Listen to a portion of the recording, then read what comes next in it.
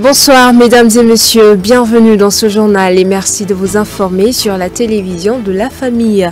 Au sommaire de cette session d'information, temps fort d'adoration et de louange avec le groupe Zamar de l'église des Assemblées de Dieu, Temple évangélique Grâce et Victoire. Une 9e édition encore réussie. C'était là le titre. Une fois de plus, bonsoir.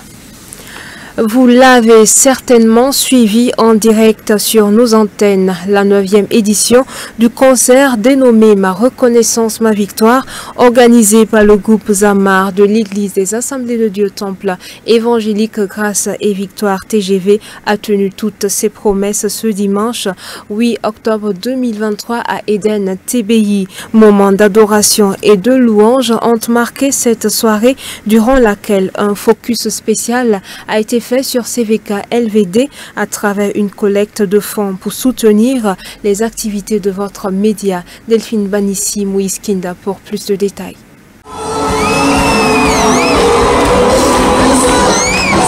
Des cris de joie, des pas de danse à la gloire de l'Éternel, nous sommes à Eden TBI à l'occasion de la 9e édition du concert dénommé Ma reconnaissance, ma victoire, organisé par le groupe Zamar du Temple évangélique Grâce et Victoire.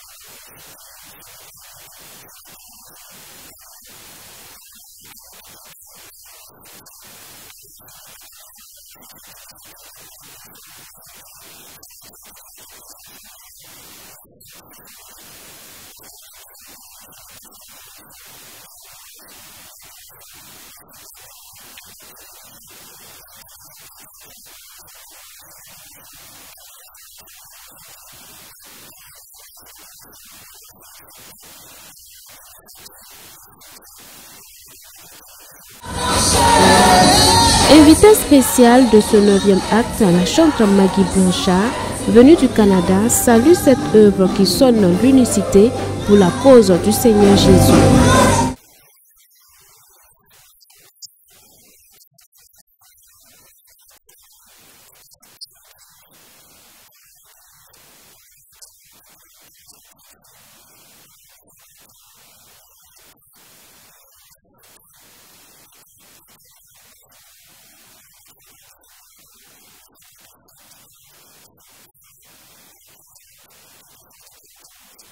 Cette édition s'est voulue particulière avec un clin d'œil spécial fait à CVK LVD qui a été victime d'un incendie le 13 mars 2023.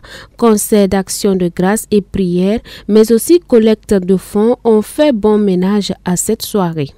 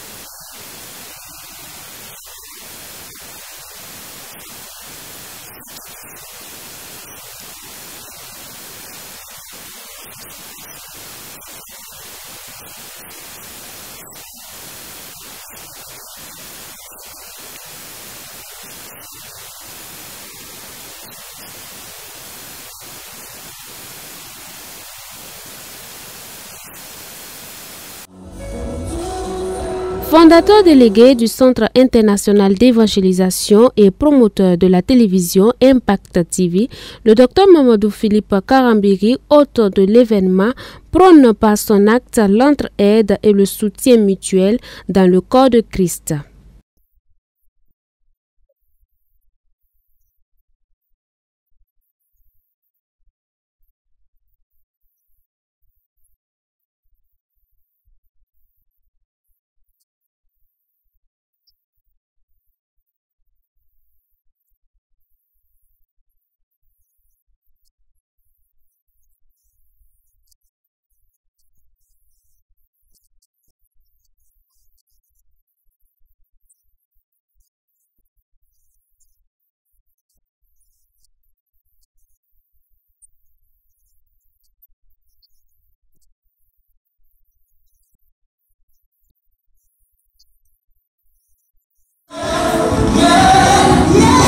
À cette soirée, en plus de la louange, actions de grâce et requêtes ont été adressées à l'Éternel pour la vie des élèves et étudiants.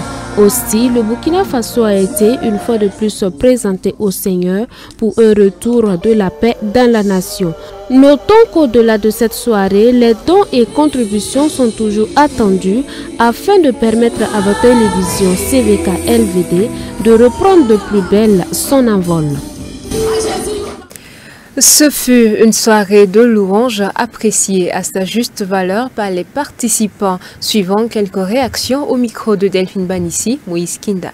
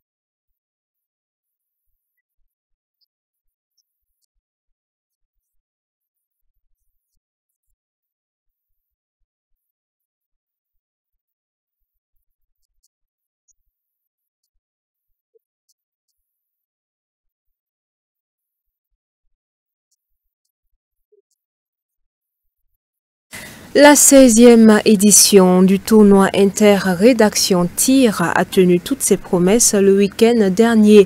Après l'équipe de Sidoya en 2022, c'est la presse audiovisuelle privée qui remporte le trophée cette année en battant le champion en titre Sidoya par 2-1. 5 équipes ont pris part à ce TIR 2023. Il s'agit de la RTB, de Sidoya, de la presse audiovisuelle privée, de la presse écrite privée et la presse de Bobo Dioulasso. Un tour à présent dans l'actualité hors de chez nous. En Ouganda, une entreprise recycle les déchets de bananes au regard des nombreux déchets entraînés par la production et la consommation de ce fruit dans un pays considéré comme l'un des premiers producteurs de bananes en Afrique. Une start-up a décidé de faire du recyclage. L'Ouganda est l'un des premiers producteurs de bananes en Afrique et les Ougandais eux-mêmes en sont de grands consommateurs. Sauf que cultiver ce fruit entraîne de nombreux déchets. Une start-up locale a donc décidé de faire du recyclage. L'entreprise récupère les déchets des troncs de bananiers pour les transformer notamment en textiles. Nous avons décidé de travailler avec la fibre de banane en raison tout d'abord de l'avantage que possède l'Ouganda. C'est l'un des plus grands producteurs et consommateurs de bananes au monde. Cela nous laisse des millions de tonnes de déchets car la banane ne pousse qu'une fois et ne se récolte qu'une fois. Après la récolte, la tige est donc un déchet.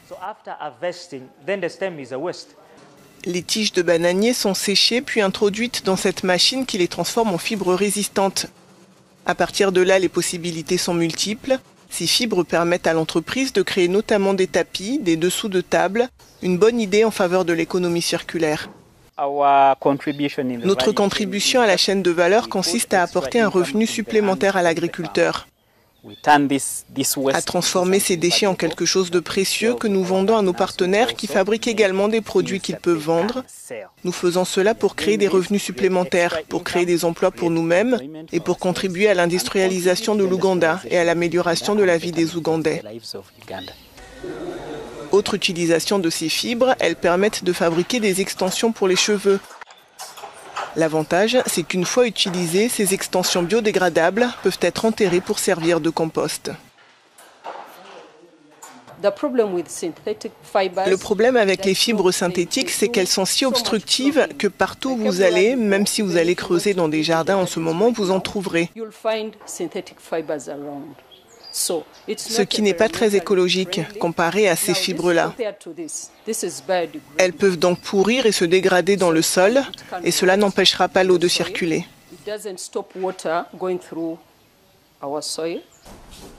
Grâce à cette activité respectueuse de l'environnement, l'entreprise a également pu créer des emplois dans la région. Elle souhaite désormais s'étendre dans le reste du pays et à travers le monde. Plusieurs membres du Conseil de sécurité de l'ONU ont condamné dimanche l'offensive surprise du mouvement islamiste palestinien Hamas sur Israël, même si l'unanimité n'a pas encore été trouvée. Quelques heures après l'attaque du Hamas en Israël, le Conseil de sécurité de l'ONU s'est réuni d'urgence et à huis clos. Les États-Unis avaient appelé tous les membres du Conseil à condamner fermement les actes du Hamas, mais au final, aucune déclaration commune n'a été trouvée. The situation is still fluid and very dangerous, and we've got to. We're working hard, as I know other countries in the region are, to try to prevent this conflict from spreading. Obviously, our thoughts are with all civilians that are hurt, but what we need to focus on is this ongoing terrorist violence being committed by Hamas. Au même moment, des manifestants pro-palestiniens étaient rassemblés devant la Maison-Blanche. Le président américain a promis le soutien total au gouvernement israélien. Le premier paquet d'aide militaire comprenant des munitions devrait arriver dans les prochains jours, alors que le porte-avions USS Gerald Ford, le plus gros navire de guerre du monde, est en train de faire route vers la Méditerranée orientale. Dans plusieurs pays européens, les images glaçantes de civils pris en otage par des militants palestiniens ont suscité l'émoi. À Berlin, par exemple, des centaines de personnes se sont réunies en hommage aux victimes israéliennes. A l'inverse, en Jordanie, des manifestants pro-palestiniens étaient rassemblés à Amman. Ils demandent aux pays arabes de cesser les négociations de normalisation avec Israël. Un appel qui vise tout particulièrement l'Arabie saoudite, tentée depuis plusieurs mois par un rapprochement avec Tel Aviv. Et voilà, chers téléspectateurs, qui referment ce journal. Merci de votre constante fidélité. Excellente suite au programme sur la télévision de la famille.